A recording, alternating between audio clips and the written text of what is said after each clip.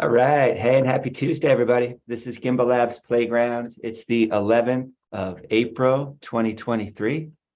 I got a couple of people in my life celebrating birthdays today.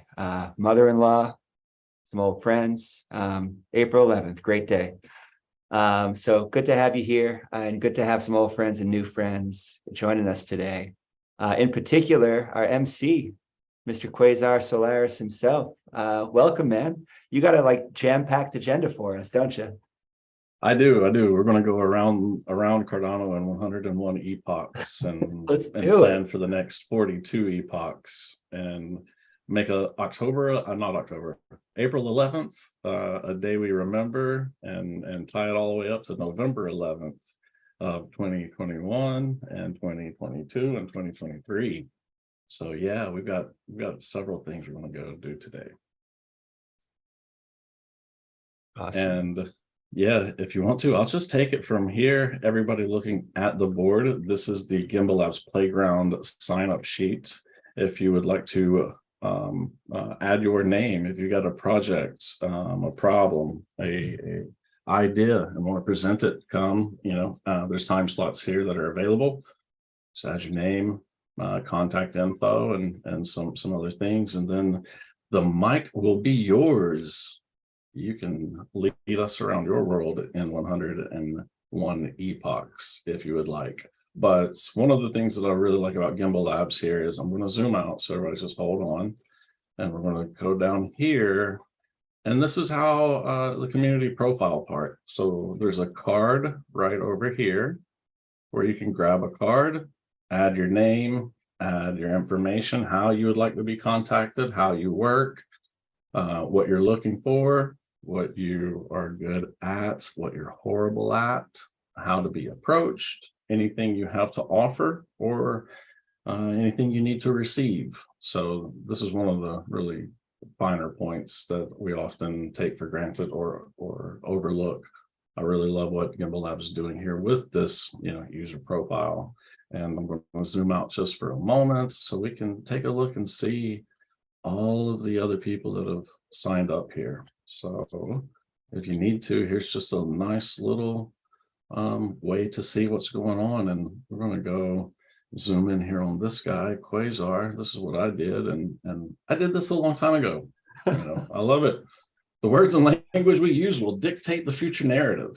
So with that being said, let's talk about these narratives. Does this count as an identity? It does indeed. For me, it maybe not an identity, but certainly an identifier, and can build up your identity, your digital identity, which can be a self-sovereign identity, depending on how we try to layer this into projects, purpose, and potential, the potentiality of the unknown. So from there, please, if you're new, grab a card from over there and add it on here.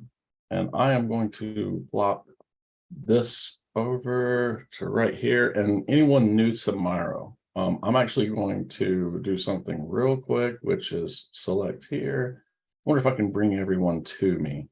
If not, I'm right here on this Ada Hackers section. So while you're filling those cards out, if you are, I'm going to go over something and introduce Santo, talk about what we're doing, what he's doing, what we need to be doing, and how it all ties together. How do we layer in these narratives so that they come and go and start to weave this beautiful fabric that we need to be able to go to the real world, Gimbalabs, the local use case. How do we get this local thing? How do we get real life business processes into what we're building? We're not going to be able to go out and bring everyone into Cardano and bring everyone into crypto. We are going to have to find ways that what we're doing and building, we can take to the world. Let's give as opposed to try to receive here. So with that being said, I am happy to introduce Santo here. He does a lot of different things. He was part of Freeloaders. He started Ada Hackers, which is an NFT project that he's in love with. Not everybody wants an NFT, but we're trying to find ways to at least one bootstrap. person, yeah, one person's involved. Yeah, we just want one person to buy this NFT. In fact, we'll pay you to buy it. I'm kind of kidding on that, but we'd like to do a hackathon here coming up June 4th through the 9th. The dates are malleable, but ultimately, how do you plan some of this stuff? And we all have busy lives in crypto. We also have a lot of things going on outside of these screens and these groups. So I'd like to give Santo the floor to introduce things, but in the back of everyone's mind, I want you to think of 42 epochs from April 11th, which is today, to November 11th of 2023. What can we do with 42 epochs to coordinate, collaborate, and kind of bootstrap a Cardano natives, which is based on the Catalyst natives, where other projects come to Catalyst and Idea Scale, and they use that, for their launch to get people to build stuff on their tools.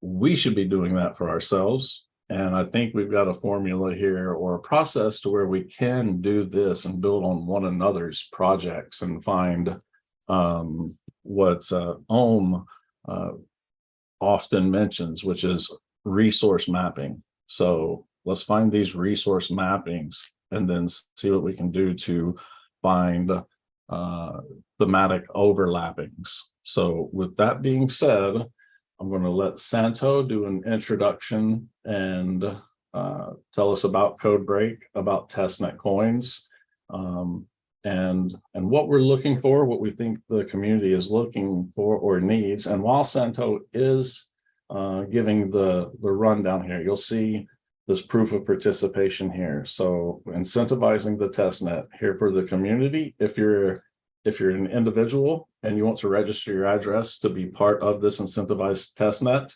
you can do that here with this link. And then right below that, if you'd like your stake pool to be part of this, you can also register your stake pool. So I'm looking to build a DISC Catalyst. This is kind of a hard fork cafe Disco Solaris process to create a space and a platform and a framework where the work is not going unrecorded. And the blockchain is good for really one thing: verifying an event. So let's create context where events are inherently embedded, built in to what we're doing. Now we have real data to show, and hopefully find ways to build multiple revenue generation income streams for everyone. So that's kind of the overall goal here. So Santo, with all fortune and glory and honor, I'm going to turn it over to you. Okay, well, I don't need any glory. I already made my fortune, so I don't need that either. But how much time do I have? Let's give it 10 to 15, if you will. 10 And to the Fortune 15, and Glory was an Indiana Jones reference, just so you know. Okay. Fortune and Glory kid. Yeah. Okay. All right. Well, if you don't know me, I've been in Cardano since June of 21. I'm a retired VC-backed software CEO, right? So I have a bunch of experience developing multi-million-dollar companies. I got lots of patents. I got lots of experience. I got lots of experience in developing technologies. But I retired last year, and Cardano is what I do full time, or blockchain is what I do full time now. And so, wow, I've done a lot in Cardano already. Some good, some bad, some, whatever. So yeah, most people know me by my stake pool, Santo. I got about 2 million delegation. I've gotten IOG's delegation twice now. So why don't I just jump forward to what, so basically in about November of last year, kind of made the decision to pivot towards the test nets, towards Cardano's test nets at the time of the Vassal hard fork. Because as an executive, very experienced in developing enterprise software, I saw some real problems.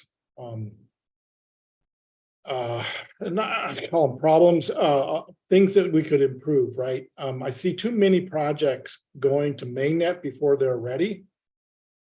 I see too many projects going to mainnet, calling them alpha, calling them beta. Why are they not using the testnet? The other big problem I saw is everybody that's providing resources and hardware and sweat, blood, and tears on the test nets, they're not getting paid, including myself and a whole bunch of other people, really good community members. They just do it out of the grace, just out of their hearts to do it and to allow people to test things. But that's not a test net, in my opinion. All right.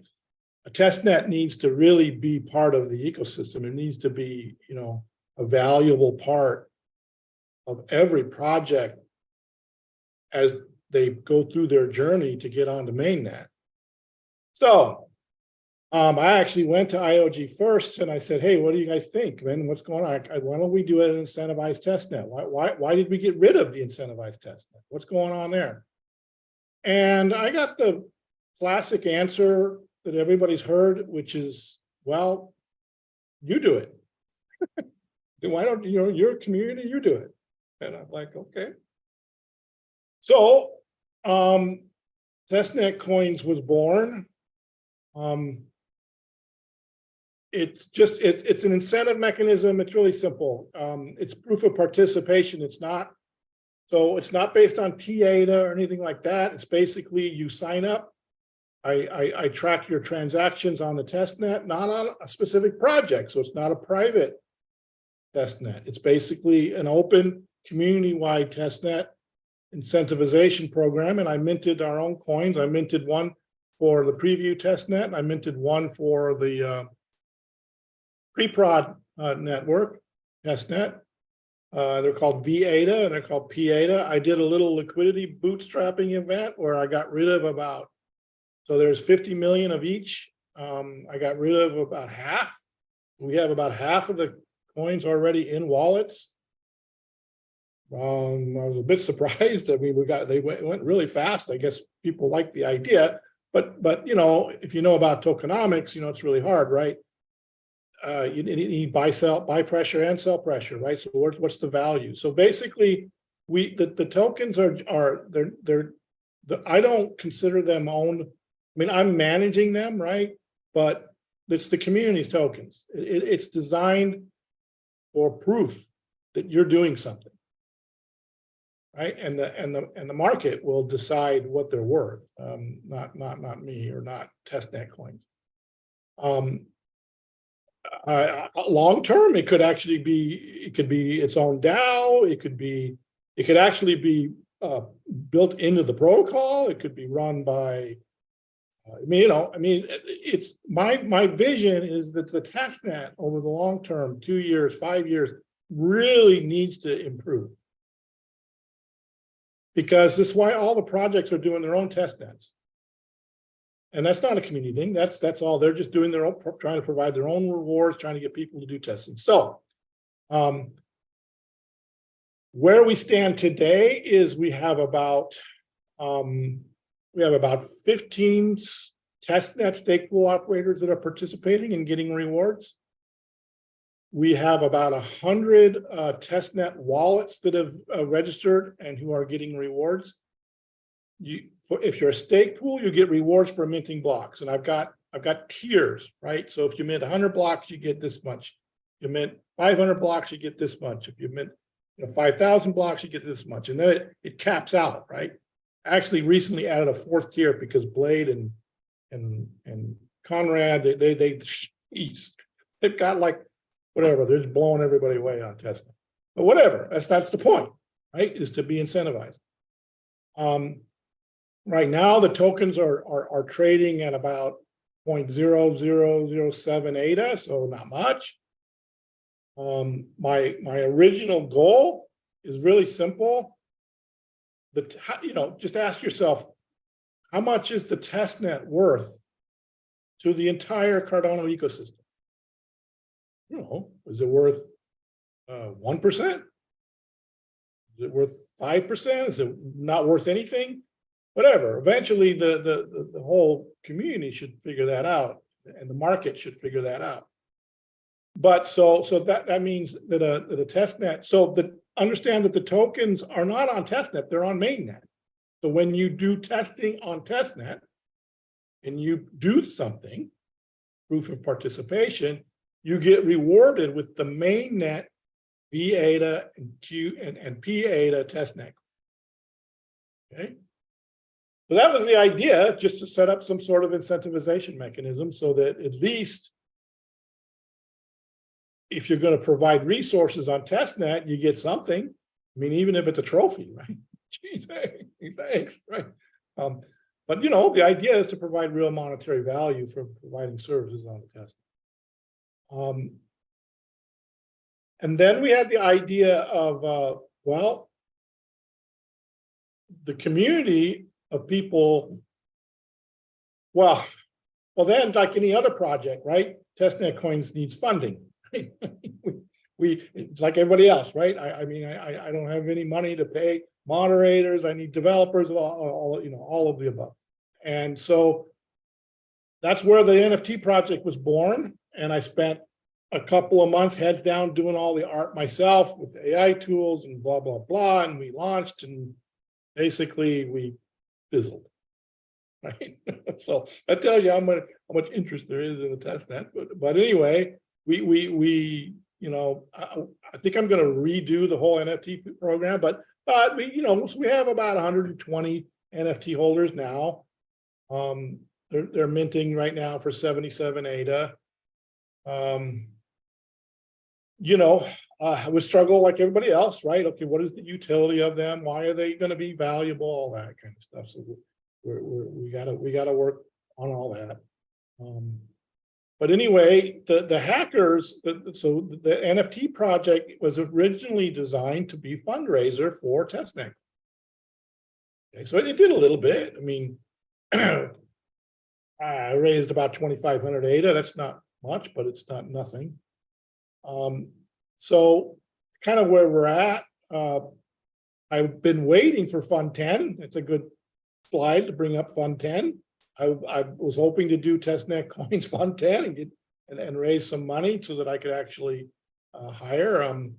There's different needs for testnet coins. There's all of our report generation for providing the rewards is done by myself, pretty much semi-automated. I mean, I have some bash scripts that use block frost to query, for people just to query and get the leaderboard, and then figure out who's getting rewards based on their participation.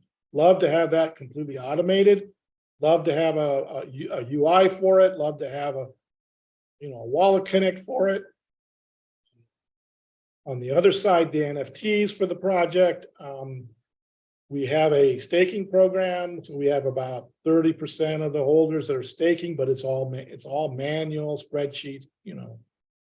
Love to have a UI for it. Love to have a dApp connector and all that stuff for it, but we don't have the money. So that's where we're at. The code break, the hackathon was just a way to try to build up engagement, and you can see the slide on the screen. These are the people that are interested in participating so far.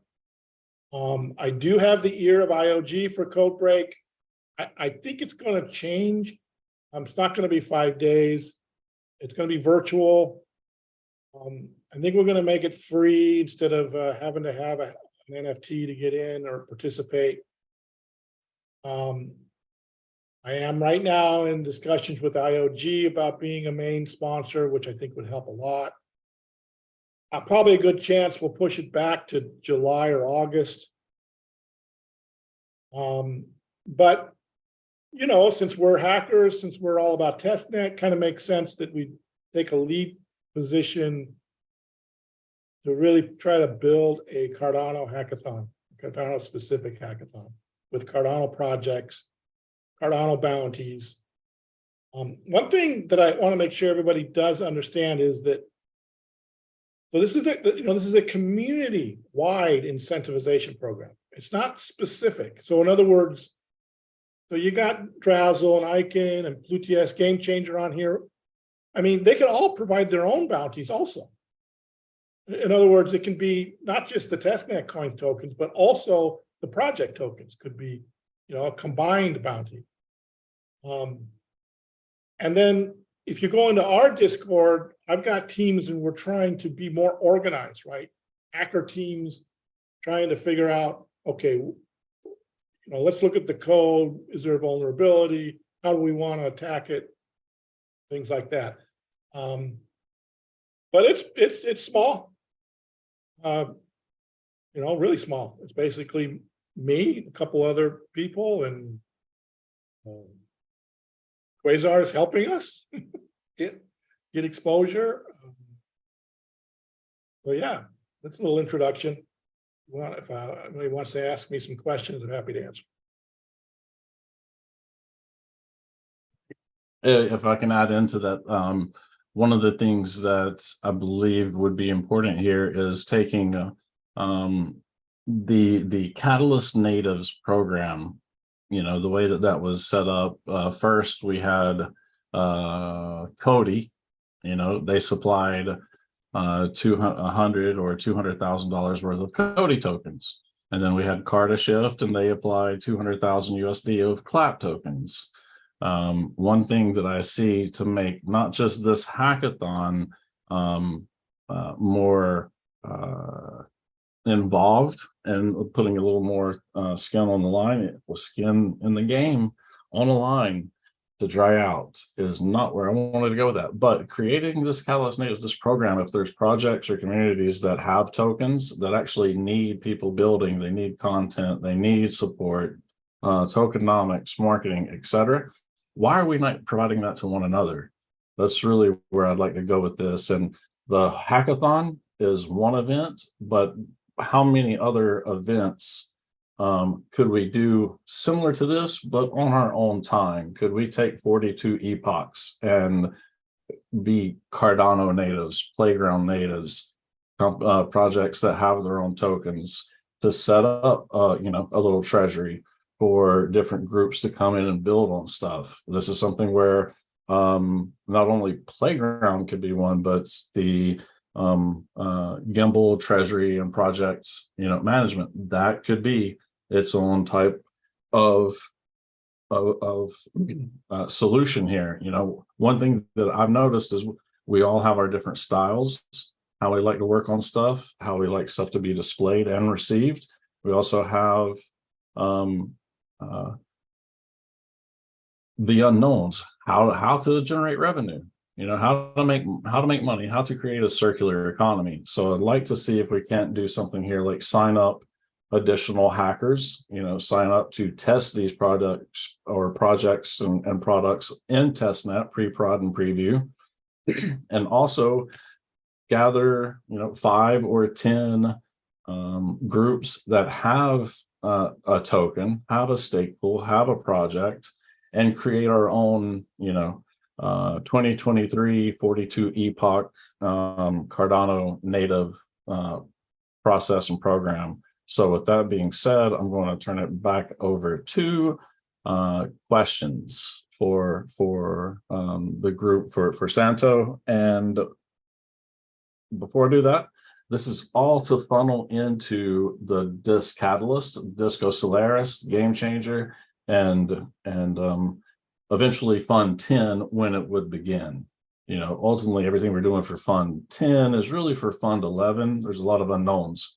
So what can we take with these unknowns and these tools that we have to work towards that, but work towards building a community that can actually, not know everything, but know how to get in touch of what's going on. Communication is still an issue that I think we can solve, or we can make some big strides to. So for everyone with questions to Santos, I'm going to go to the top hand. James, what say you, sir?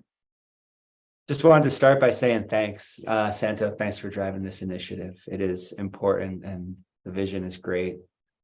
We've been using pre-prod in the Plutus PBL course, and we've been thinking about ways that actions that happen on that test net, might eventually be referenced on mainnet. So some of the similar things. But absolutely sign us up for helping out with the hackathon and for supplying gimbals in the hackathon, and for this the testnet coins program. Like this is finally the nudge I need to keep a pre-prod stake pool running. Yeah. So you did it. Cost money. That's right. That's right. Yeah. Well, no, consider yourself signed up. All we really, the forms on testnetcoins.io website, all they do is ask for your wallet address. And really it's just you acknowledging that we're going to track your address for participation. It's really all it is. Yeah, cool. And we do all the rest. Yeah, thanks for the legwork. And yeah, I'm looking forward to seeing how this funds itself. That's going to be the hardest part. Yeah. So to sign up, I go to testnetcoins.what? Sorry, I don't have my computer in front of me, so I can't write this down. Yeah, just testnetcoins with an S.io, and there's a community page, which is for testers, right? That's probably yourself, unless you're running a pool on testnet. If you're running a pool on testnet, then you go to the operators page, and you just fill out the forms that he's showing on the screen here. No. And if anybody needs links in the chat, just say so.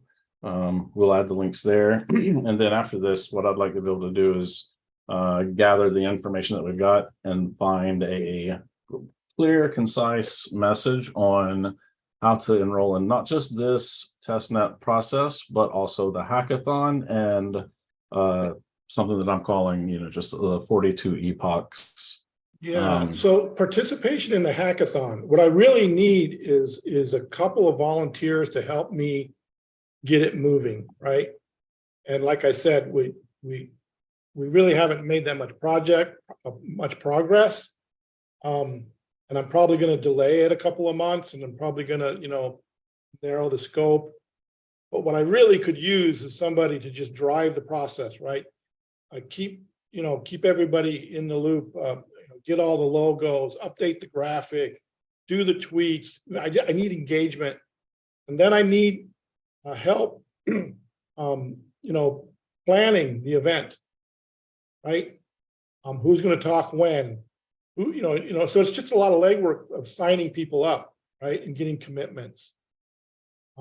That's really what I could use right now. I mean, right now anybody can participate. There's no gatekeeping going on. We just come in and work. Obviously we're going to be just like any other small project on Cardano. I don't have a lot of money, but I have NFTs I can give you, and I have testnet coins for participation. That's what I have. I don't have dollars. I don't have stable coins. I don't have venture capital money. I'm waiting for Fund 10 or Fund 11, whatever. It's like everybody else. Yeah, and what we'd like to do here is bring in projects that actually do have tokens that have some liquidity, so that we can build us a pool of liquidity pools, so that we have funds accessible to those that are working and doing and need some additional sources of revenue. So I think we can plan this out where we can be sustainable. Max, I see you have your hand up, or Mix. Please, sir, go right ahead. Hey, thank you, Koiser, and thank you, Chris, for this presentation. My question is regards to bug bounty program, and issue with that is who is going to plan that? Is the project itself or any project, any dApps coming, and they are going to plan that? So Maybe yeah, no, I understand the question. So the way I look at it is the testnet coins tokens are simply for participation in testing, any kind of app on either one of the testnets. You can certainly come alongside our project and offer both bounties, right? Basically, all you do is tell them to sign up at our website and we'll start tracking their activity, right? And so then if somebody finds bugs in your app, they get, and they're doing stuff on testnet, they're going to get both rewards. So I don't have any, desire to manage. Well, you can go to testnetcoins.io/services. We haven't signed up any customers yet. Well, no, one, Plutus, where we will help you with your test program, which means that, but we expect to get paid for that in dollars if you want my engineering time to help you set up a full test plan, manage your bug bounty program, give out the rewards, keep track of bugs, set up all the tiers, do all that. That's certainly one way testnet coins could get some revenue. But if you already have your own program, I mean, you can just run it yourself. All we're going to do is partner up with you, do some promotion, help you bring you testers, right? That's the biggest thing that I think testnet coins is going to eventually provide value for, is that like I said, I already have 100 registered testers, and hopefully we get that to 1,000. I have a couple of my bigger partners, that's what they're waiting for, because if you get 1,000 people, maybe you can get 50 of them to actually really find some bugs, right? And so I don't know if that answered your question or not, but well, yeah, but the issue is my own personal experience I had with HackerOne, and many other my colleague I also had when we found a bug, mostly in web application, we had to deal with the vendor. And HackerOne or other bug bounty platform, they were just aggregator. And we had the issue with them to talk that this bug is critical or not critical. They say, no, this is worth this much. We had all this issue, and personally, I just left that area and move on. I mean, I joined malware analyst area and so on. So the thing is, still this issue persists, that the bug bounty program in a platform like HackerOne, they are just aggregator. They do not get involved that much. And if you find a bug, you have to talk with the project. And that project maybe say, okay, you deserve this much, but you might say, well, this is a dApp. This dApp is handling millions of dollars. Why are you giving me, for example, $1,000 or $500 or just an NFT or just a kiss on my cheek? What is this price? Who's going to? I mean, so that's my question. Who is going to decide on that? So you want me to manage your bug tiers for you? I want to, if there is a program, because the issue happened already. I mean, it's happening in other area that we do not have a solid bug bounty program. Every dApp or every project comes with their own program. And this not only creates confusion, but this will affect other area, like quality of submission, even the scope, the ethical issue, the legal issue. There will be so much false positive, and even so these things are already happening. So I wonder, No, I hear everything you're saying. mean to interrupt. You just gave all the reasons why they don't. They don't want the legal liability. They don't want to make those tough decisions. They So want if the they don't, project. so if they don't want, why? I mean, why Well, a person yeah, should well, find the report? I mean, the report the bug to them. Why not well, keep it to yeah. themselves? Let's say let's okay for ethical reasons, sure, but Not just ethical, legal liability reasons. yeah, Yeah, no, you're dealing with money, and a bug bounty that you're talking about has money attached with it, and now you're legally responsible for, and making sure that that recipient of that money is satisfied. Otherwise, you end up in a lawsuit. So I tend, my instinct is, yeah, even testnet coins, we're just an aggregator. We're trying to bring people together to learn, to participate, to get involved. I mean, the 100% of the people that I talk to, they're like, testnet, what's that? Oh, you mean I can use my wallet on a testnet? I didn't know. How do you do that? They don't even know how to do that. So I understand what you're getting at. There's a lot of, but I think most bug bounty, Immunify, have you been to immunify.com? no. It's mostly Ethereum, but they don't manage it I either. haven't done the blockchain bug bounty. I have done auditing in Ethereum, Right. and now we are working on some kind of. Well, I can tell you, little testnet coins is no way we're going to take the liability. There's no way. We don't. There's no way. I'll tell you this: if it's liability, I'll just form up a special insurance risk pool, and I'll buy that liability from you. I'll buy the risk, I don't and know. Lido will provide the reinsurance on it. Oh my God. Did you have more to add to that, Maxim? It's a tough question, though. Tough topic. Oh, next, Professor. I just call you Professor.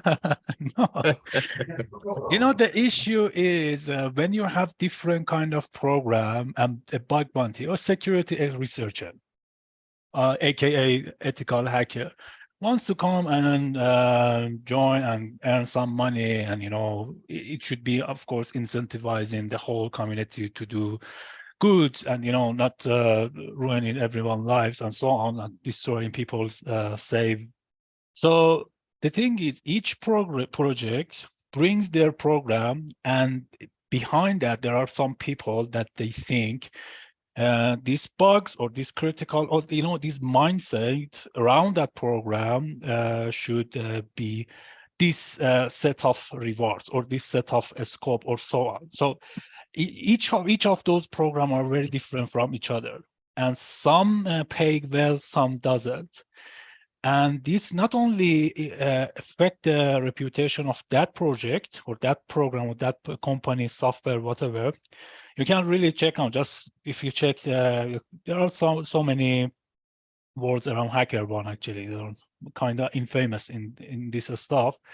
The issue is when there is no any unified program, like you have a really solid incentivized program or a scope or very set of steps for any dApps wants to join the hackathon or bug bounty. They should meet this, and if someone find the bugs, maybe there is a governance or there is a vote or something that votes based on that bug, and then that researcher will get rewarded. But when we don't have that, and we put this on the shoulder of that project because of liability, because of legal issue, and not accepting responsibility and so on, this will create issues. And at least in my experience, I've seen that people leave. They do not continue to be bug bounty hunters, and it will cause a problem issue.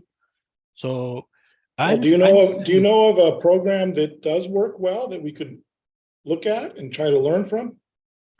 Well, I haven't known any program regards to blockchain, or kind of DApp stuff, as AJ said. Doesn't have to Any be DApp is blockchain. doing same, but integrity. What is that? Integrity. This is a very good.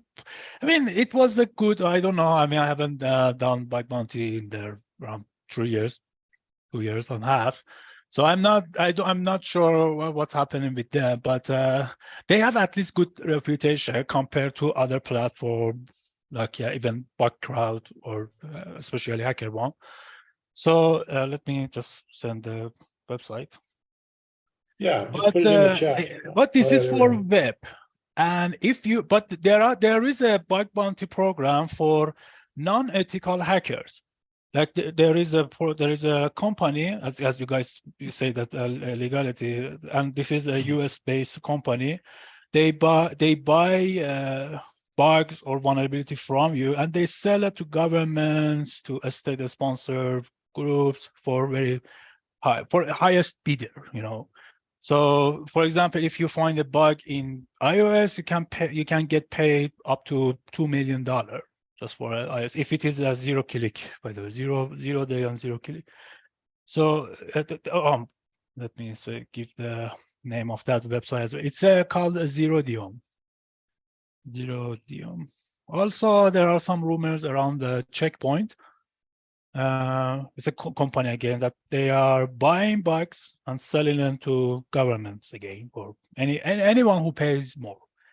So we have these already, you know, because of the issue of the money. I mean, let's not kid ourselves. In blockchain, we are talking about so much money. So I wonder if anyone wants to come and bring their program, what would happen? I don't know how you guys think about that or not. So yeah, I wonder that do you have a program that all the dApps should meet those specifications or those steps, or no? Anyone wants to come and sign up? Well, they should you know, there's no question that it's what's really needed, right? Long term, no question. To me, it's something that should be done by Cardano Foundation or IOG or Catalyst, because there's a lot of what you're describing is a lot of legal work and a lot of contract work. I'm not contract work. What I mean is writing of contracts, reviewing of legal documentation, understanding the liability. I mean, certainly, and then having the staff to manage it. Right. I don't know. You're looking at our staff right here. That's it. Me. And Joyce. So, you know, I'm just being realistic, right? So right now, testnet coins is simply to create more participation and awareness of what testnets are, you know, what programs are available, all we're doing right now. And if I can add to that, you know, part of this testnet coins and getting things on testnet is also a great onboarding experience for new people. If they don't want to just jump in and start doing crypto hardcore stuff, you know, bring them into a testnet, let them see what's going on. So with that, I'm going to switch over and ask Steve if he would like to contribute here. And if anyone has questions, please create a sticky note and add, you know, to that sticky all of the things that you'd like to see us follow up on. And with that, Mr. Lockhart, the floor is yours. Thanks, If I Chris. stick it right to my screen, will you be able to see it? Probably not. Stick it right to my screen. You write backwards. No, get out of here. So Santo, you see my screen, and are you on this board? Yeah.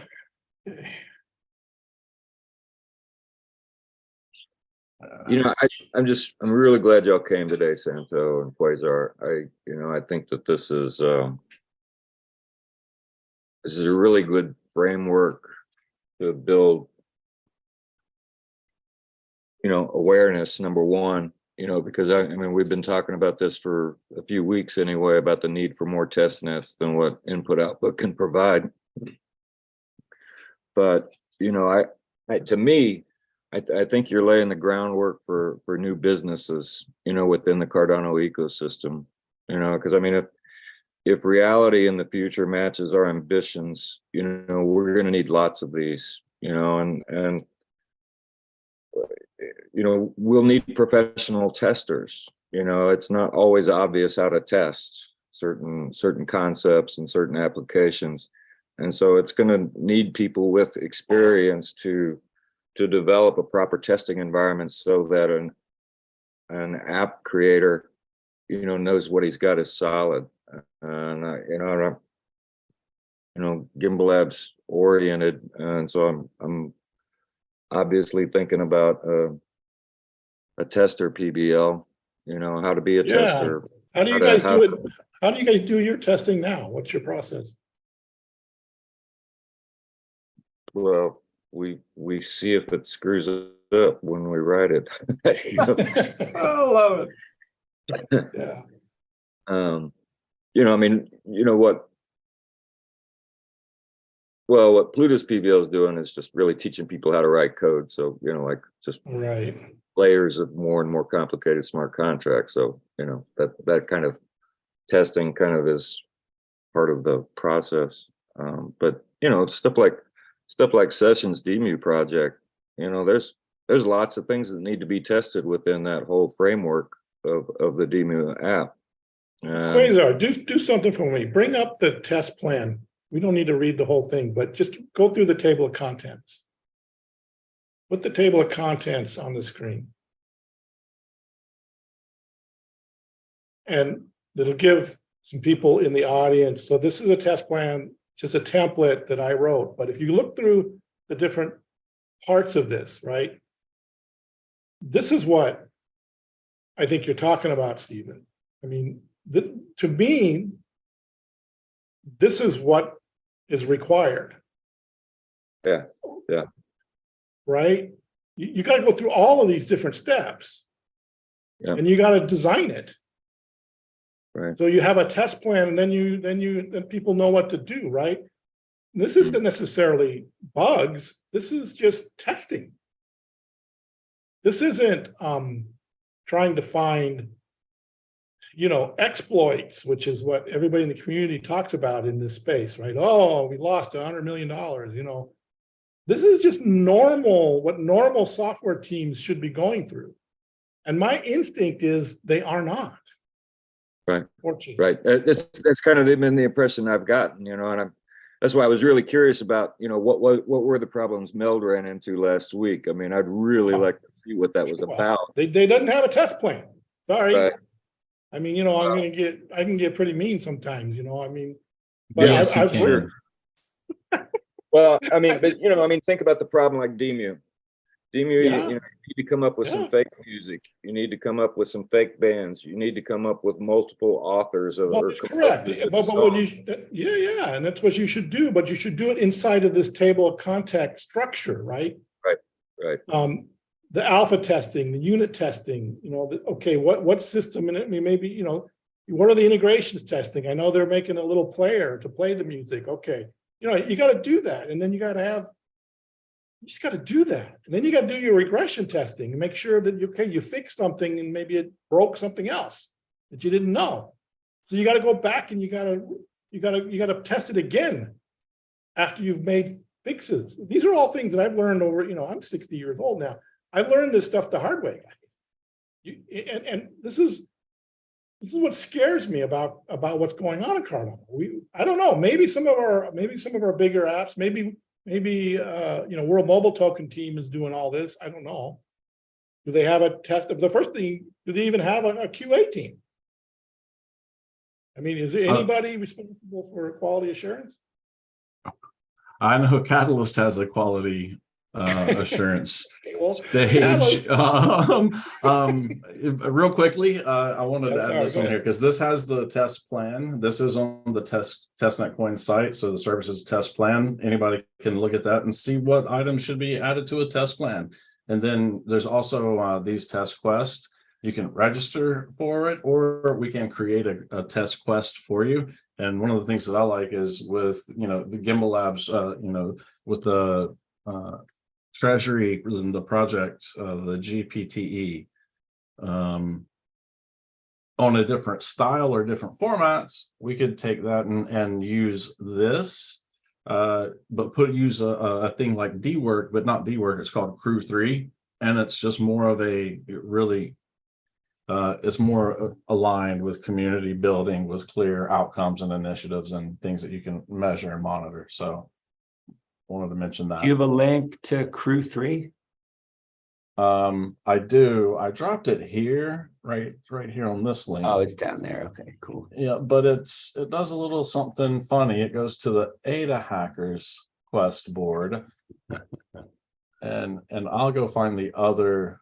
Crew just 3. click They may on- have been. No, just click on Explore. Explore will get you to all of them. Okay. And it's much more simple. It's a simpler D-Work. Oh, I see. Nice. Yeah, and I'm going to go back in time real quick to the end of Fund 9, and there was a point where we were talking about, doing a challenge on building on Dandelion. I'd like to get back to that. Let's be our own building on and growing on. Fund 10 has no grow Africa, grow Latin America, grow, these places. I can see why or not, but we're in a position to where, hey, let's bring in, geographical areas. Let's find a way to align time and intention with that. So, this is just one, which I do like it a lot more than D-Work. And with that, I'm going to go on mute and close my camera.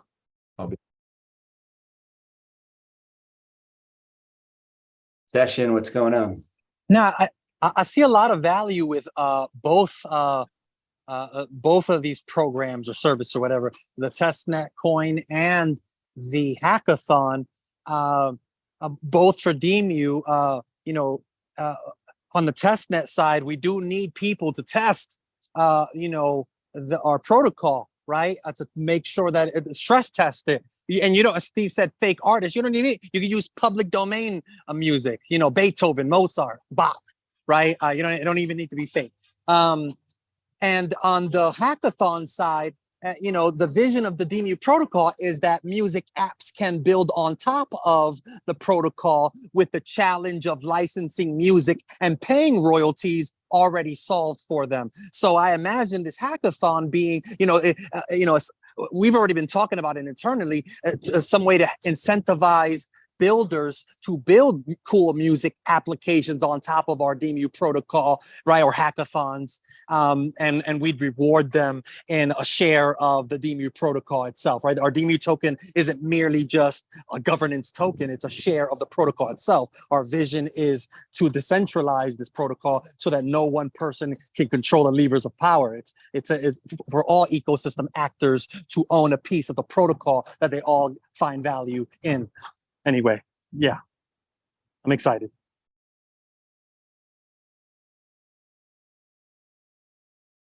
Yeah, I think the specifics of each case are really going to help people make sense of this too. I've been thinking a lot, like as I'm reading through this smart claims test plan PDF, like it's such a good curriculum too. And these are things that step by step, if people learn how to do each of these things, they're learning a lot about development. So yeah, I want to point students of Plutus PBL in this direction, because they can kind of go through this list, make sure they can do all these things, and then hopefully take on the other tests that are currently listed, because these are people who now have pre-prod nodes running. They know how to get started with this. But extending beyond that, I have been thinking about this as an opportunity for Gimbalabs in particular, and even better, a network of different groups is testing as a service, right? Not the same thing as certification from people with maybe a higher level of credential, but groups of testers who are knowledgeable enough to go through these steps, that's a valuable business case. And it, yes, funding is limited right now, but if some of our other hypotheses end up being true, we have to figure that there is going to be a bigger market for that kind of service later on. So I'm excited to think about that with anybody who wants to, and to build a collaboration around that.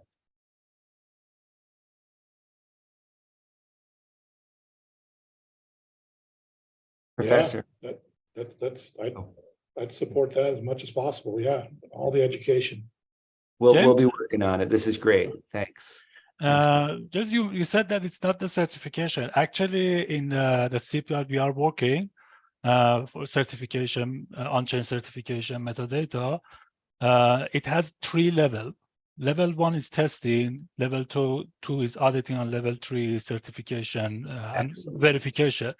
And at these level are it's not kind of even the level, maybe it's a stage.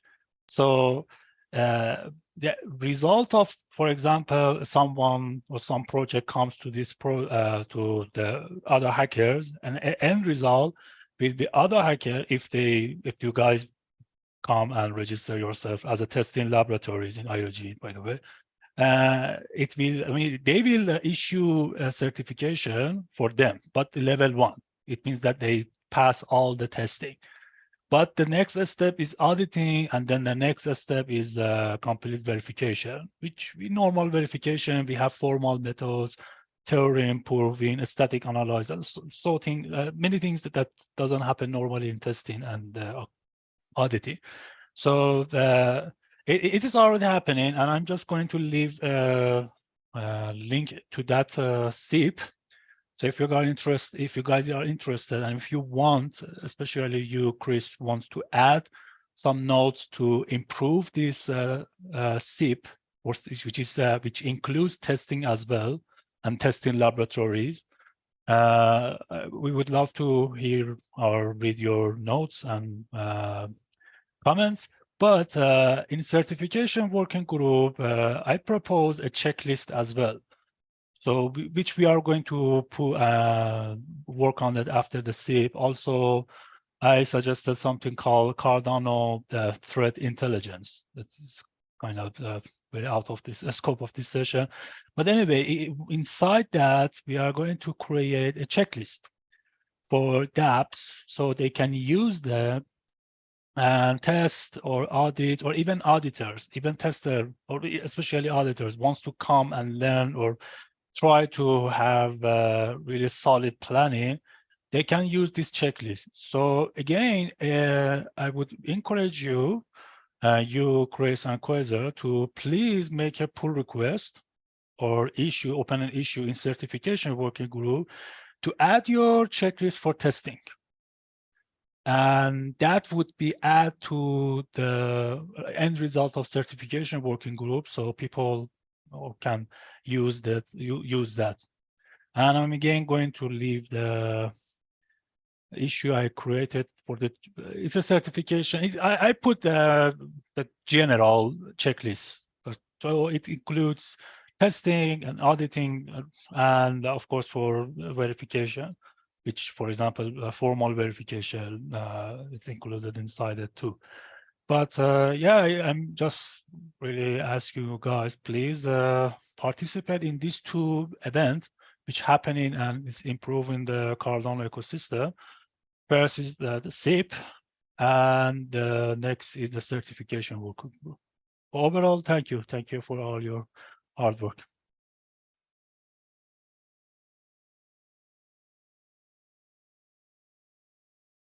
Yeah, thank you. And really quickly before I go back to Ohm, I'm going to now apply this to a larger story, a slow burn, a nice wide river of what's going on with Disco Solaris and the Disc Catalyst Fund. There is a treasury there. We're looking to launch a bit of a Innovation Fund. On the screen, you'll see some of the things that are part of what we'd like to build at Disco.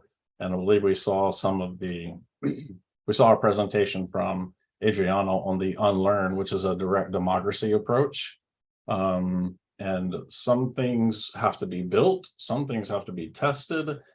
Ultimately, it all needs to be marketed, it all needs content. We need to learn how to do documentations. Adriano, hint, hint, from Game Changer. I am trying to help you with that, and I know you're listening live, so I hope you made a comment on there. But after we hear from Ohm, I'd like to do a little introduction to RJ with CRCI if he is available. So Ohm, the floor is yours, please. Thank you. I'll be brief. Another thing I think we might consider is getting rid of these distinctions and blurring some of the boundaries between education, internship, job. You know, we tend to think of it in that framework, but I think that's sort of backwards. And I really like the sounds of this, which is working towards an end result. And we're creating an experience for companies to come and get information or to get their code tested.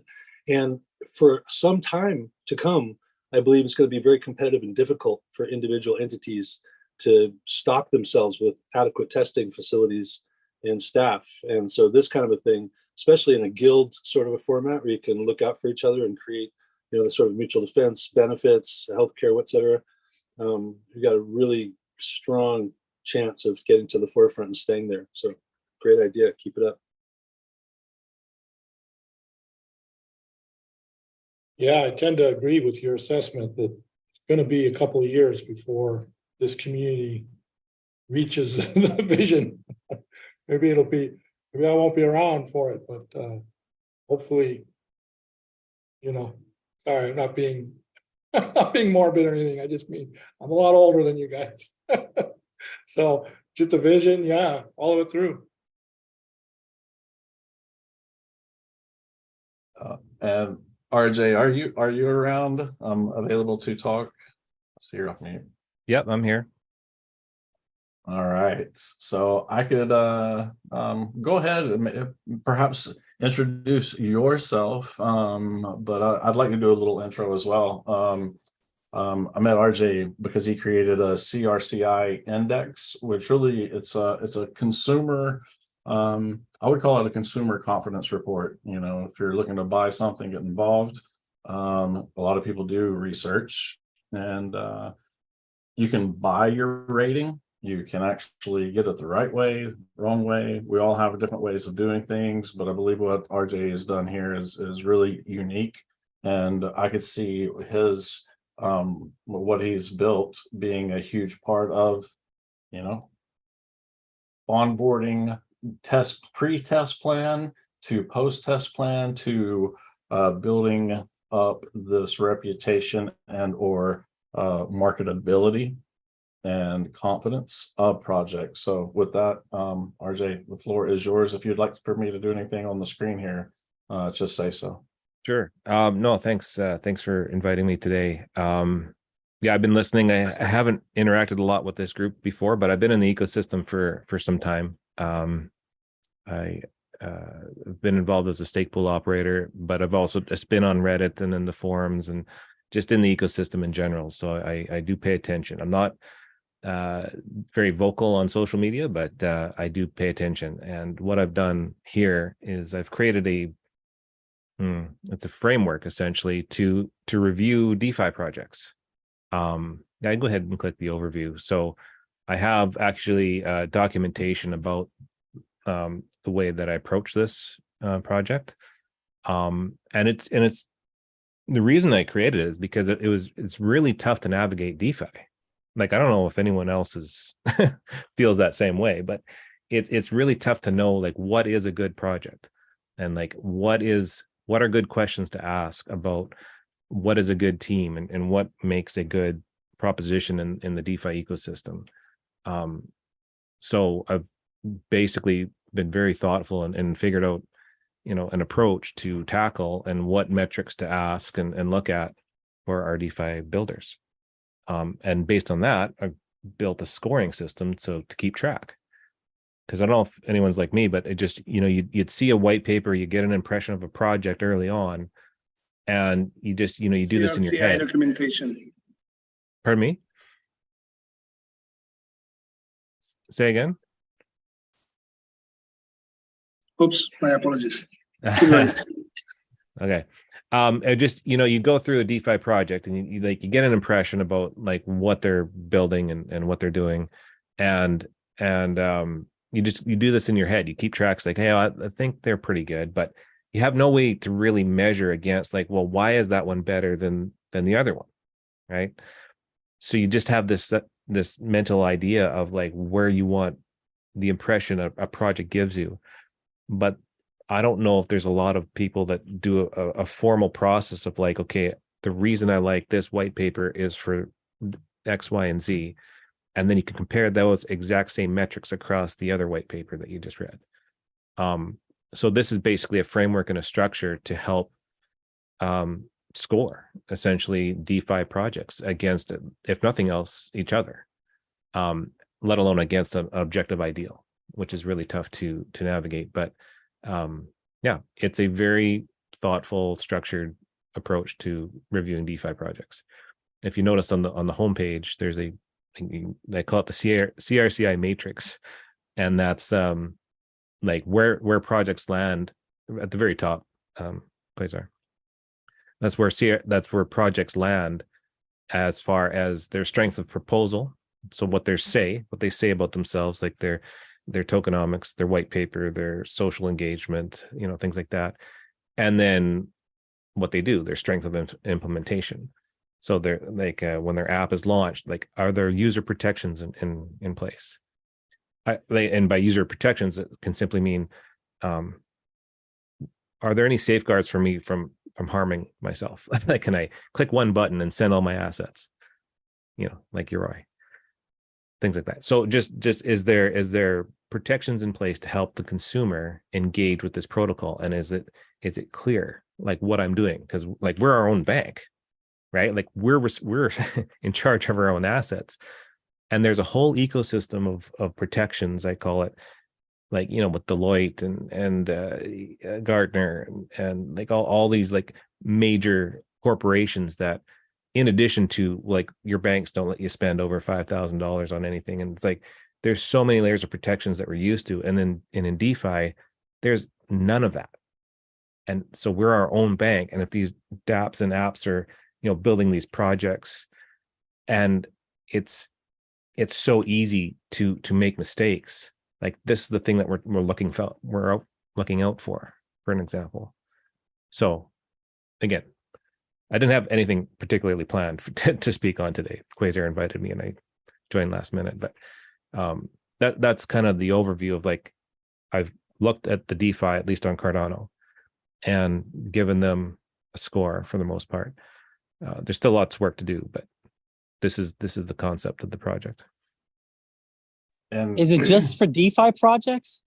yes, Session. Right now it is, yeah. But it's not even necessarily DeFi on Cardano. That Cardano is what I know. Like this is where I'm from. So this is where it starts. But this theoretically, if I'm asking the right questions, should be a 1-to-1 to go to Ethereum or Avalanche or whatever. Damn it! I wanted a CRCI score. You'll get it. I'll get you one, man. I got a whole pocket full of these things. And I'm kidding, RJ. I wouldn't dare touch the integrity of what you're doing. But you know, something like a right test plan could go into it. Seeing people that have the Gimbal contributor token perhaps could add to it. There's a lot of things like, how do we all get these things with the intent of having them add up and stack up and to the real point of how do we take it to the real world? Mm-hmm. You know, how do we do the local use case? Yeah. Well, there's a lot of ground to cover still. Like the what I've built so far is a good structure, good framework, and a good starting point for sure. But it definitely needs to get to the next level. There's so much opportunity that I've just been organically like oozing with, like just kind of like there's so much potential here. And it is, the intent is to be objective, obviously. Like there's always the condition that, well, oh, someone paid for a review, he's got a bag of whatever's in the top right corner. He's got a bag of melt or got a bag of muesli. That's why they're all in the top corner. It's obviously there's no way I could prove for or against something like that. Like if that's the opinion of the process, there's nothing I can do other than the results have to stand up on their own merits, right? Like it has to resonate, and the criteria has to be like openly resonating with like sentiment or the real life results. And it could be the situation where simply like, okay, we don't agree with how the CRSCI assesses tokenomics, for example, or some other component.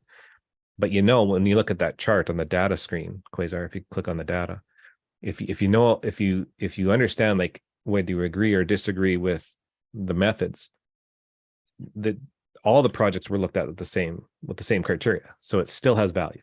Like even that it could be subjective and a bit of a sliding scale, it's still within a range. So even though the process may not be perfectly suitable to every person individually, it's still relevant and still valuable. And that's kind of where like the Gartner, like that chart on the front, like that Gartner quadrant. Like we don't know how Gartner comes up with their solutions and why Microsoft and Oracle and SAP and all those guys are always in the top right corner, right? We don't have access to that process, but we kind of just trust by like results in the industry that seems to make sense that those projects would float to those corners.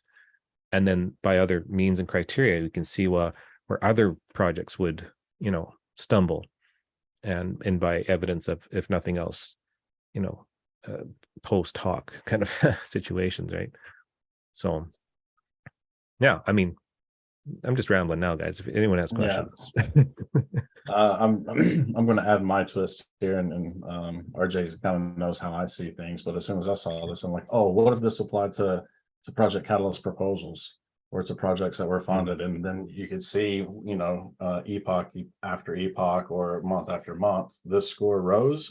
Then we could see, we track, oh, they are doing something, they are making an impact. So there's, if I could wrap everything up and say that what we see is how it is, there's ways to mold these things. Yeah, and what make the malleability more recognizable, even with Santo and Ada hackers. Do we want to sell an NFT to raise this crowd fund to support it? But ultimately, where's that level of negotiation to make it, to twist it where it's multifunctional, multi-purposeful? Yeah. I should add, like, I mean, what's come through like this exploration and this so far is, I'm seeing a lot of trends and, like, say, best practices or just struggles that the similar projects have. And some of the challenges are easy to overcome. It's just a matter of getting to it. And sometimes it's a matter of like, oh, geez, I didn't really realize that would be a potential issue. From at least from this process point of view, it might not be an issue objectively, but just the CRCI process is just been structured over a year. I spent a year like fine tuning this process to come up like, what is the right question to ask as objectively as possible from a first principles point of view, like getting down to it, like what is a good project, what is good content in a white paper, what is a white paper supposed to do? And a lot of projects are surprisingly terrible at that, but that's a communications thing. And it could be very, very nerdy and very good in the Haskell zone, but it's just like being able to communicate those ideas and those tough challenges is also ground that needs to be covered, right? But that's the public facing component of it, and that's actually the domain that the bad actors are going to live in. That they're good at websites and they're good at presentation, they're good at social engagement in that some of those domains, but that's where they falter on the meat, they falter on the content and the value of the content. And so I would expect a lot of like the bad projects to excel in certain domains of like what the criteria is, but they would simply falter in like the content of a white paper, for instance, or there's like user protections, for example, things like that, right? So session. You're saying, yeah, I'm on Twitter. Like CRC Index is the Twitter for the project, and I'm RJM Coin. Oh, I think I've seen you around. I mean, I love Yeah. everything you're saying. I know you're talking about DeFi, but I'd like to send you a copy of our light paper and have you take a read with your critical eye to make sure we didn't miss anything, because that's very important to us. Yeah, no, by all means. I mean, that's kind of the intent is this kind of service and product for the ecosystem is that kind of like urgency. Like it's important to like, okay, where are we? And for projects that score low in a certain domain, actually, if you go to the CRC Index Twitter, I've actually shared in score summaries. So these are just like the total score, but I have a breakdown, like their social engagement score, 78 out of 100, or their white paper, 40 out of 100. Yeah, if you just scroll down, Quasar, to yeah, like that one right there, Liquid Finance, perfect, because they just kind of launched recently. So I don't know if you can zoom in at all, but that card, social engagement, white paper, tokenomics, that has a score for each category, and then which culminates to a final Liquid Finance being 61 in this case. And in this particular review highlight, I just kind of cover some of the main highlights and the main concerns from that point of view. Yeah, and there's Optum, things like that. And and so every member of every team is like, oh, I don't know why we're not 98 at least out of whatever, it's gonna be something. But some, like the well-meaning projects, like, would run into that fire. It's like, man, I don't know why or how we got so low on this, but if you can be humble and objective, like, yeah, our white paper is pretty terrible. Like we got a couple gaps, the spelling, like there could be some just like moment of humility, like, you know what, whether or not I agree with this particular perspective, maybe we need to relook at, component X, component Y, component Z. And you'd want to see that from well-meaning projects, right? You'd hope to see that attitude of, yeah, we need to be better, and you want to communicate to the community and the ecosystem that, yeah, no, we may have scored well here, but we want to work with CRCI to improve our, the value that we have in their perspective, and because that has to have value to the ecosystem, right? So, yeah. My dad was entrepreneurial without ever being successful, really. And it's funny you were talking about the humility there. Of the successful entrepreneurs I've met, humility was not one of their top 5 characteristics, so it's kind of like goes with the game. Yeah. The question I had for you was about the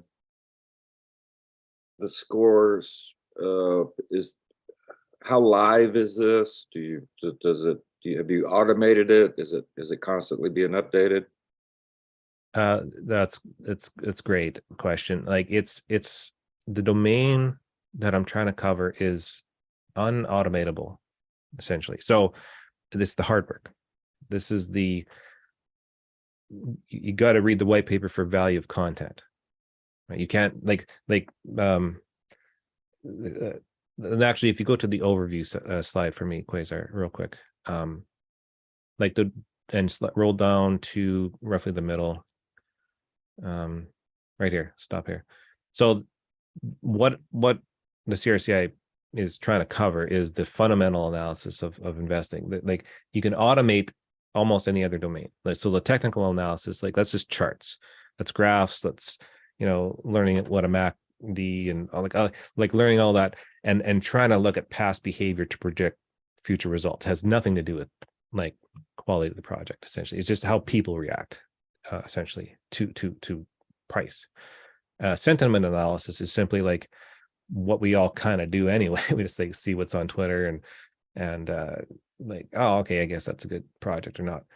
What the fundamental analysis is something that everybody has access to, is simply this going through the source material and reading it and understanding it, covers like what are the project doing, like what is their field of, like what are the problems they're trying to solve, things like that, trying to discern for yourself if that's something for you or if it's a good value proposition. So that's at this point tough to navigate. I'm building a presentation or kind of a project scope that does touch on like what AI is going to do to everything, and how AI can be leveraged to even enhance this particular process, like helping summarize a white paper. So it's not, because that's actually, I got white paper fatigue already. I've seen so many white papers and I'm just like, oh geez, oh no, we're going to disrupt $1 trillion industry. We're amazing. Okay. Let's move on. So like you get some of this fatigue about certain things that are like repetitive. But you know, you got to go through it to say like, what is the ability for this project to communicate? And we're trying to discern like the good from the bad here, right? And even just it's subjective. Like there's a lot of this is subjective. Like that's has to be like on the table. But I've tried to make it as objectively processed as possible, and that's the you know particular value proposition. So this and doing this for so long now, air quotes so long. It's only been whatever, but you see best practices. You see things that are like, you know, what is good, and if I'm measuring it to another project, there's at least a gap to close. Yeah, they've included so much XYZ content in a white paper or in their website or on their GitHub or whatever the case is, that we would at least like to see that, you know, if nothing else. But anyway, so there. Go ahead. I'm sorry. I was just thinking, I mean, you know, I don't know what your goal is with this, but I mean, there's your business model, right? Everybody gets one for free, but you know, if you've upgraded it, then you have to pay me to look at it again, kind of thing. Yeah, that's exactly right. So the business model getting around to that point was like somewhat the consulting, you know, side of things, right? Like, so if it's important to you that you improve your project to the in the eyes of the CRCI, you know, assessment process, well, but you gotta just come pay for that. Right. But I mean, you have to avoid that appearance of being corrupted by it, you know, in the same way that, you know, like a Standard and Poor's rating and whoever those other guys were in 2008, they quit. They just took money from everybody and said everything was great, you know, like they didn't even try to not look uncorrupt. So yeah, and that's the challenge, right? Like, because you know, you could have this as open as you want, but you have to you almost assume, like, especially if you hate something and they got the top right corner, like someone just hates Muesli Swap because they started on a different chain or whatever the case is, and they're in the top right corner. Well, this people that doing this, they got a bag of Muesli. That's the only reason in the top right corner, because they're terrible. I mean, it works, it's fine, whatever, but they're just a bunch of, like, you have whatever opinion, right? And like the process has been designed to help reduce, if not completely eliminate, as much bias as possible in this process. Because my particular favorites, you know, some like they don't get the highest scores in every metric for sure. And that's just me being objective as someone that's trying to be objective, you know, in this case. Yeah, I wish they had a better website, because like I like their idea, but man, guys, can you update some of your stuff? Like this is just kind of brutal, or just like certain elements of that, because there's other than having a customer base, like I would like to see like work together and make this something good. And here's the other thing: there's no guarantee of anything. Like, this isn't financial investment advice. Like, before, you know, like any of these projects could walk away with their money at any one time, right? It's just, we're trying to judge from what we can discern. I should also add that what I try to look at isn't content behind closed doors. Like, everything is publicly accessible information, right? Because that's key. It has to be verified. Like, you know, oh, he has special access to know what the next launch is and the next app and their the white paper. Well, I'm not judging the new one, because if the public can't see it, then why should I be able to judge that exclusively to the ecosystem, right? So anything that's looked at from the CRCI process is publicly available content within reason. Like, there could be like, did you mean this when you say that in this particular thing? And that could be that part of that consulting, that coaching, like, well, at least from this perspective, it's a little unclear. Maybe there's could be better words or an additional paragraph that can clarify what that meant. There is a little bit of that, to be fair, but yeah. So I again, there's a lot of room to grow, but I do feel like I want to see this. I would like to see at least a quick glance. It's like, where are things landing in the ecosystem, right? And I've even forgotten some of the reviews because there's so much content. So I just have a fairly robust rating and review system that goes along with all this, right? So yeah.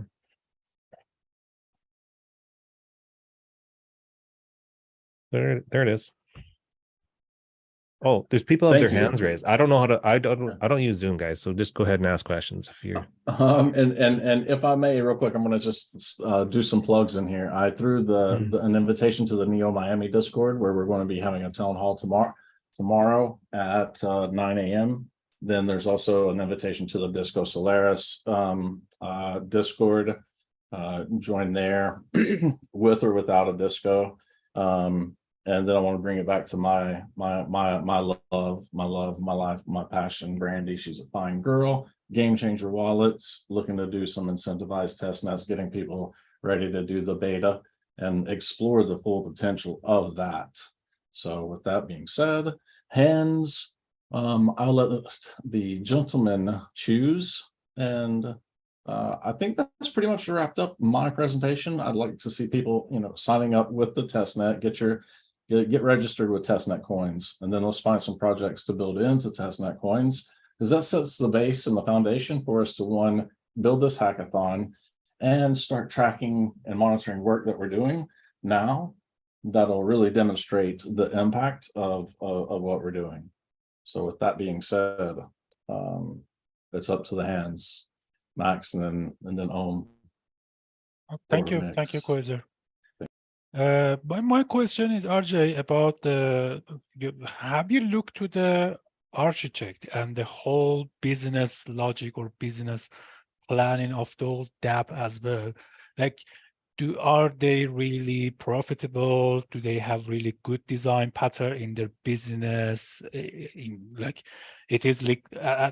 If they get fees, is it too much fee, less fee? Is it mathematically proven it is good or not? And my second question is, what about the governance and the decentralization, all these factors as well? Have you looked at them, or do you have plan about this stuff as well? Especially how do they manage their treasury? Yeah, that's a great line of questioning along like information that people really want to know. The challenge is, like, so from a business, like the business point of view, like their fees and like is their product feasible? The challenge to come with that then is that I would then have to be a master of all domains in every way to be able to assess such a thing. So I'm not looking at potential feasibility, but what I would say is, like, are you able to communicate what you're trying to do appropriately? So as for instance, like, say it's a project was trying to say decentralize going to Mars. I would assume to see like more than a 4.5-page white paper on such a venture, because the perceived level of complexity, just from again a bit of a subjective like lens, it seems like that would be fairly complicated and a lot of layers, right? Where if you're trying to be a atomic swap DEX, it doesn't seem that there would be as big a barrier to overcome, and thus the content and the information you provide as far as documentation and white papers and like your layering of complexity doesn't seem to be, from that lens, like such a technical burden. So that's the only layer of feasibility I try to look at. If you're trying to, like, create a new decentralized way to get water from like somewhere in Zimbabwe to Egypt, like I wouldn't be able to speak on the feasibility of such a venture, let alone how it would work in a decentralized ecosystem. I'm just looking at your presentation, your quality, like your ability to communicate, and all the metrics that we can look at. If that's feasible, business viable or not, if you're charging the right rates, that's up for like every individual to still determine on their own. But I'm kind of sticking to like the things that can be as objective as possible about what are you bringing to the table, and is this and the realistic nature of or unrealistic nature of the business model, that's still up for the consumer to decide. Definitely.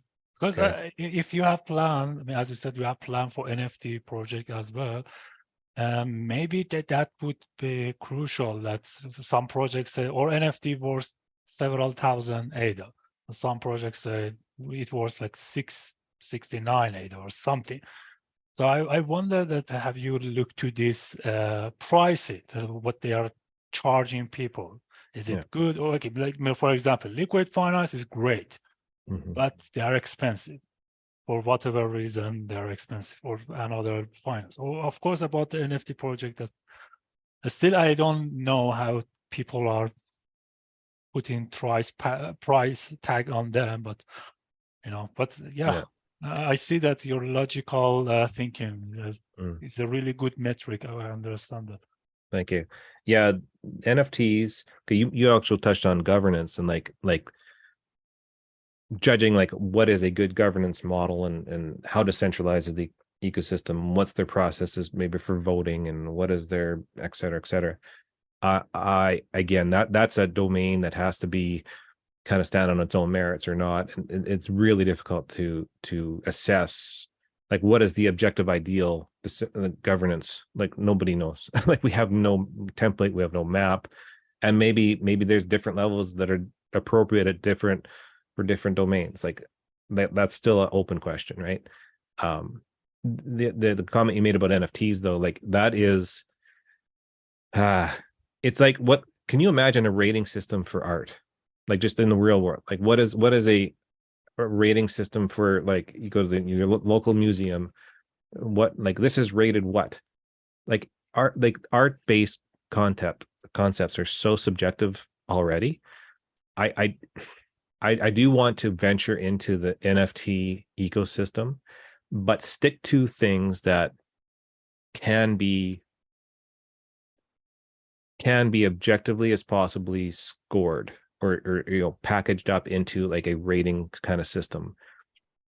Price may end up being part of that, but that like there's already a lot of attempts to do this, like even JPEG and like any almost like OpenSea, like whatever else, like they're trying to get like good and bad and what was fair value for what. Like there's the application component, there's the artistic component, but everyone still treats it as a I'll buy it and dump it on the next guy later component. like that's the woo-woo of this whole NFT situation. It's treated as this I'll just dump on the next guy. It's the Dogecoin situation. There's no value on its own merits other than what you prefer, and that's the art component. So it's so nuanced. I don't have a specific process to tackle that NFT in the similar way. I would like to venture into that eventually, because you can still look at tokenomics. You can still look at, white papers and presentations, and a lot of there's a lot of crossover there. But a lot of what's important, what people want to find and see, is so subjective. Like it's hardly worth the effort to a certain degree. And even if you did put an effort down, it would be like, well, I don't agree with that approach. And that's, well, LJ, you say it's subjective. So I would like, as a person, as I just said, individual in this ecosystem, I would like to know your subjective view to a project, NFT project. I mean, I don't have any issue if you say this is expensive or this is overpriced or something. But regards to dApps, if of course you guys know that some of these dApps are releasing NFT as well. Some people are saying these are just cash grab. They don't have any utility. I mean, besides their tokenomic, they are saying, hey, if you buy this token, or sorry, this NFT, you get this amount of staking reward or something. So I wondered, have you looked to this particular usage of NFT inside this DeFi, inside this dApp? And is it, I mean, but again, I I personally like to know the subjective view. I mean, if Right. I have if our project reach a level, sure, we will contact you to Right. take a look. But I have no issue. I'm actually really welcoming that subjective and even objective view and overview and critics. Right. But I mean, that you bring, NFT in DeFi is kind of, yeah, you bring up a good point. Like there is that utility component of NFTs. Like Yeah. NFTs can serve a lot of things. It can be just simply community building. Like let's gather around it's this just art. this idea. Yeah. And then there's that we're using this NFT. It's art, sure, but it's more for like you get 3% or 4% on your liquid rewards or whatever the case is. Like there's that utility component and kind of piggybacking on that community component. And again, NFTs is as you can imagine, as you know very well, it's very there's a lot of layers, I guess, in that kind of ecosystem, and it's just not something I got enough to chew on with the DeFi. So yes, from that point of view, so it is something for sure. I think it's valuable to try to consider, because I think if there's a consulting layer of for monetary value, that's where the money is, right? So be in my own interest to try to figure that out. There are some out there, some of these NFTs, you know, and I'm thinking of a particular one that was I don't know why they were successful. They were just cartoons of Jello cubes, you know, but then they've got this plan, like this 6-part plan that's going to be, you know, everything.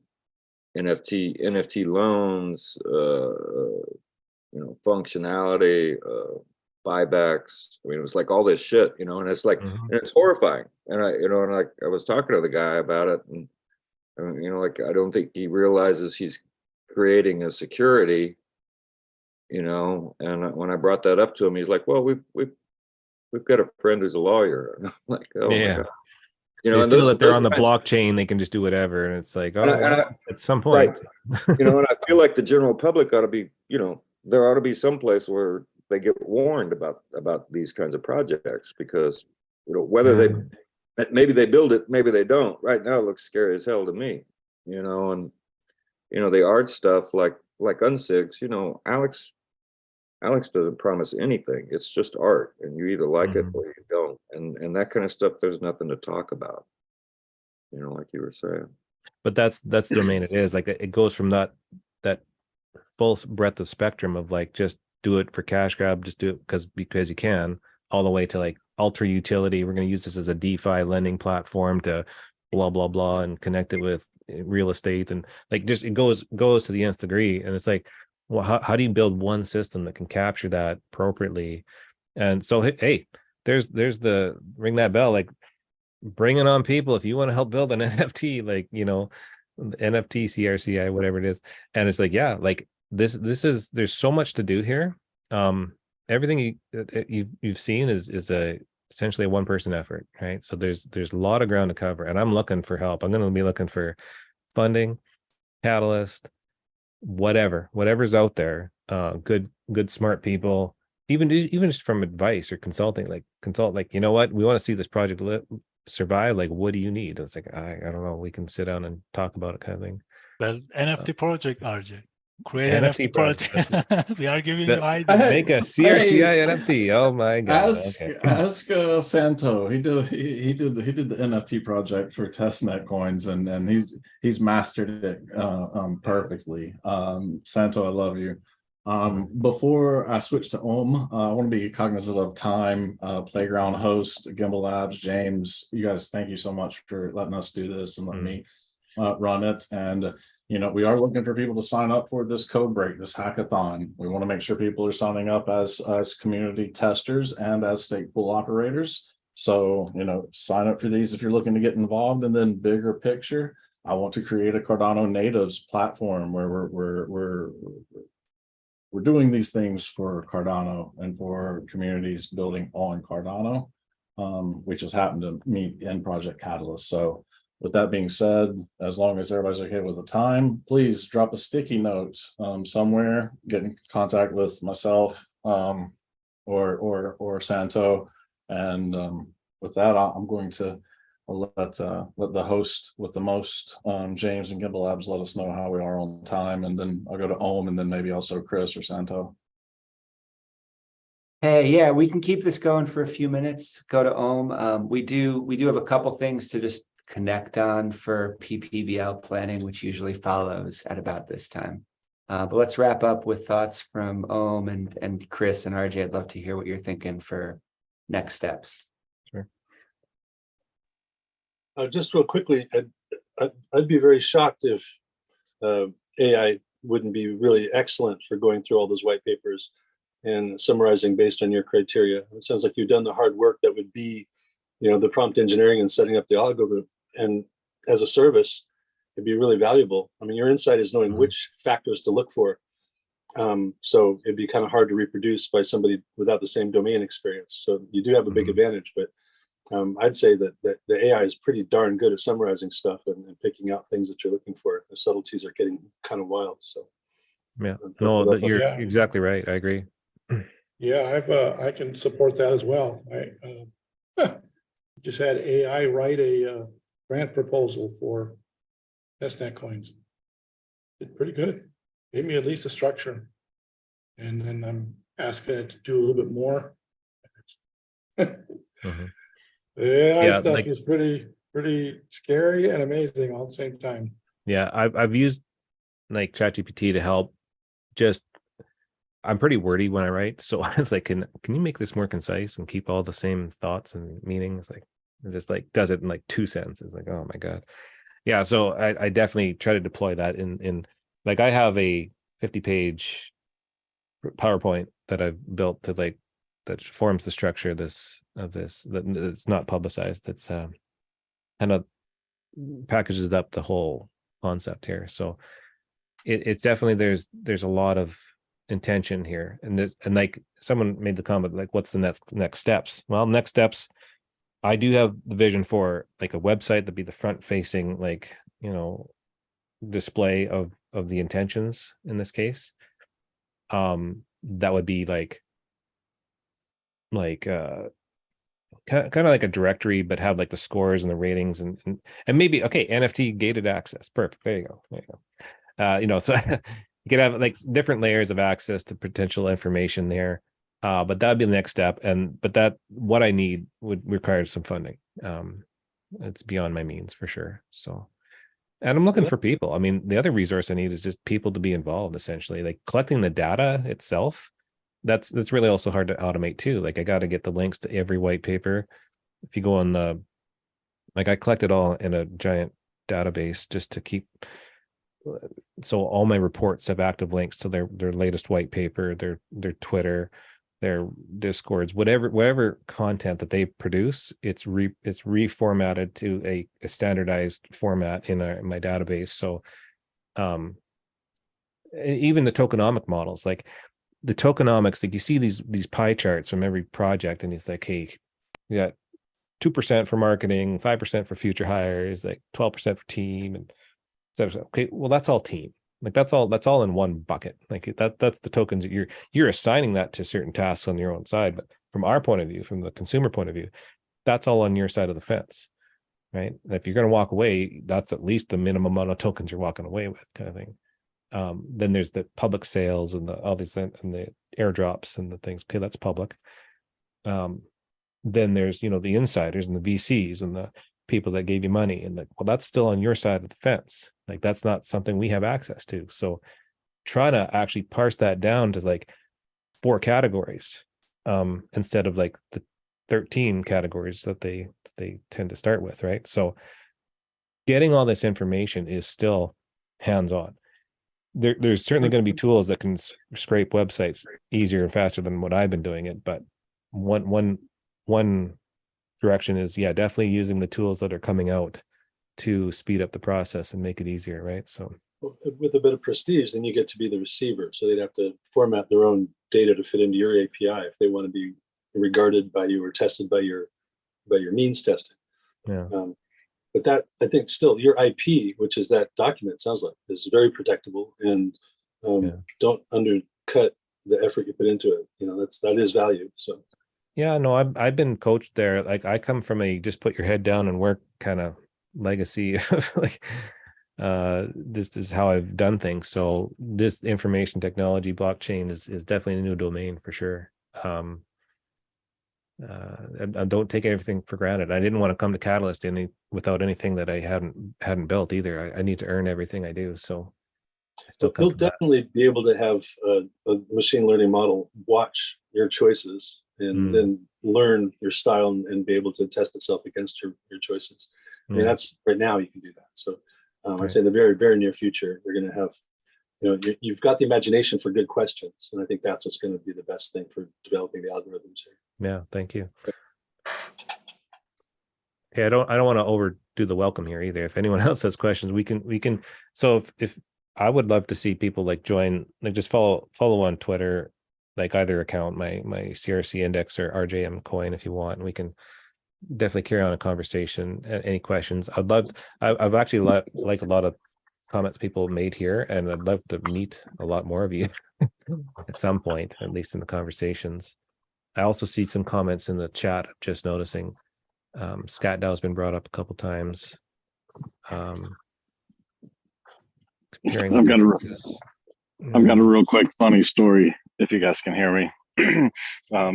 RJ didn't want to get involved in Catalyst, and of course, what's the first thing he does? He jumps in front of that bus of the Constitution that people are writing online. I'm like, boy, you picked the right time to get involved and get into the politics. So I appreciate that. Yeah, well. I will say I like your name better than SCATDAO. That just kind of gives me the creeps. Yeah.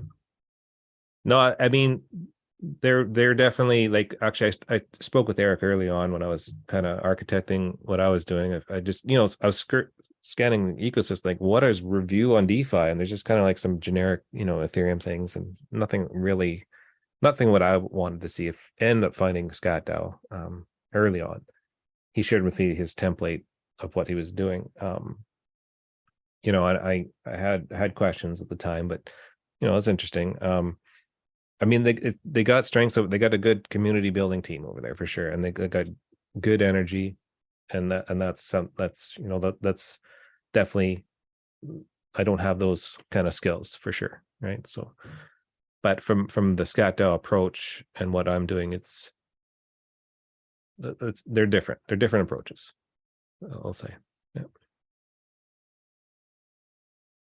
No. But like I say, if I would love to pick up this conversation, I can maybe even try to host something. I'm not very social that way, but I'll put a Q&A type thing at some point. So, hey, you're being hard on yourself about the community building stuff, but that logo you got is fire. So it looks real clean. Thanks. I made it in PowerPoint. RJ, it resonates the concept of doing first and then going to Catalyst later. I feel that really resonates with me. And yeah, let's keep conversations going. This is actually our least technical conversation we do every week. We also, as part of like the Plutus PBL educational program we run a live coding session every Wednesday and Thursday at 14:30 UTC. And that's all on the Gimbalabs calendar. So and that goes for anybody here. If you have a concept or a demo that you'd like to get some feedback on and get a little bit deeper into the technical conversation, we're really trying to provide that space for that to happen at the live coding sessions. So I know that my to-do list grew during this meeting. There's a lot of good ideas and a lot of things I'm excited to follow up on. And assuming people feel the same. Q, thanks for putting together such a exciting, varied but connected playground agenda today. Yeah, my pleasure. Thanks. I hope we can keep the momentum rolling, and build upon it and see where it goes. Like I want to see where we are in November. I want to do 42 epochs, or 7 months, April 11th to November 11th, and then hit it off with what we started all the way back in 2020, which was 8 a day, where we went and put some metadata on chain, and that made an impression on me. So let's keep making impressions on one another, working together, and finding a way to do this. Yeah, hey, James, just, so I'm retired now, so feel free to, hit me up anytime. Thanks. Yeah, will do, Chris. I appreciate it. And hey, Q, just I know I started by saying I got a few birthdays in my family today, but I'll turn 42 during your 42 epochs that you're starting right now. So, you know, we'll try to make the most of that. You know, so I've got a theory of measuring space, and space, if you take the virtual and find out when it became a reality, you've measured space and time. But let's see what's virtual now and what's a reality in 42. Amen. Very good. Quiz, is there any relation between 42 and 420, or it's just a number? Well, 42 is a reference to Hitchhiker's Guide to the Galaxy. Oh, it's a little bit of an inside joke with Gimbalabs, I believe. When we were doing some metadata, I think we had 42 as a metadata key label at one point. My favorite part of this is that the ASCII code for or 42 in ASCII code represents the asterisk, which is the wild card, right? So it really it does come full circle. We're not sure who wrote that book. That whoever it was. Douglas Adams, Hitchhiker's Guide. Yeah, not sure if that's what he meant, but I'll take it. I like that explanation. I'm sure it is. You know, it's like the Cardano lore. You know, they didn't come up with the roadmap and the eras and all of the hard fork names without some deliberation and knowing what they did there. So hey, we're gonna go off the air now, but we usually stay on this call on Tuesdays to talk a little bit of PPBL planning. So anybody who wants to just know what's going on there, feel free to stick around. It won't be a very long meeting this week, but we're setting the stage for the weeks to come. So feel free to stick around. Otherwise, see you soon. And if you're watching this, come visit us next time. Gimbalabs Playground happens every Tuesday, 1800 UTC. And we're going to keep having a rotating cast of great community members helping out and putting some agendas together. I really love this model today from Q2 to Q. Thanks, Santo, for presenting. Thanks, RJ. And thanks to everybody else who pitched in. See you soon.